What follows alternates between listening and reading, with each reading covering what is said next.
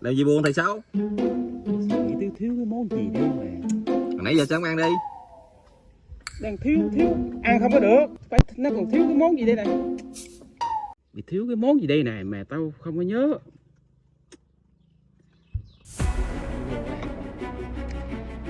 Đó là tôi biết ông thèm cái gì rồi. Ông chờ tôi một xíu nha.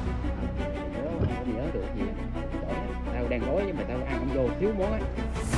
Đây, cái món này ông thầy Sáu, món thầy Sáu thích này phải không? Đúng rồi, đó đây nè, kim chi về làm nè. Chà, ngon. Thơm không? Đây, mình đủ mấy ngày rồi đó, nó mới lên được màu cái gì á. Quay hấp dẫn thật. Kim chi nhà làm, các bạn muốn mua hãy click vào giỏ hàng góc trái màn hình. Tăng.